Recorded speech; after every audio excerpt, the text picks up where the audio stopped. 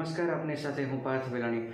કચ્છથી અમદાવાદ તરફ જતો આ સ્ટેટ હાઈવે રોડ, જ્યાં એક ત્રિવેણી સંગમ અને આ ત્રિવેણી સંગમથી એક રસ્તો હળવદ તરફ જાય છે અને હળવદથી આ જે 3 રસ્તા જે જોડે છે અને આ જગ્યા ઉપર રાત્રિના સમયે અંધારું હોવાથી લોકોને અને વાહન ચાલકોને ભારે મુશ્કેલીઓ પડી રહી છે.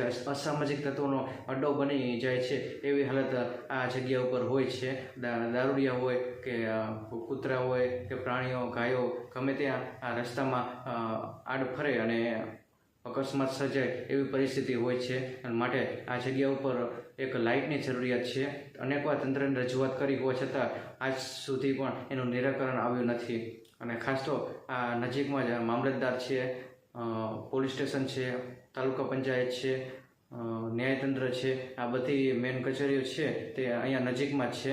અને આ વિસ્તારમાં જ ખાસ તો લાઇટ નથી અને હાઈવે તરફ જોડતો રોડ છે અને રાત્રિના સમયે કેટલી બધી મુશ્કેલીઓ લોકોને પડતી હોય છે અને આ મુશ્કેલીનું નિરાકરણ તંત્ર ક્યારે લાવશે, એક સૌથી મોટો સવાલ હળવદની જનતાને છે.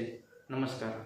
કચ્છ અમદાવાદને આ જોડતો રસ્તો, આ 3 રસ્તા છે મિત્રો, અને હળવદ તરફ શહેર તરફ રસ્તો જાય છે, એક અમદાવાદ તરફ જાય છે અને કચ્છ તરફ જતો રસ્તો છે.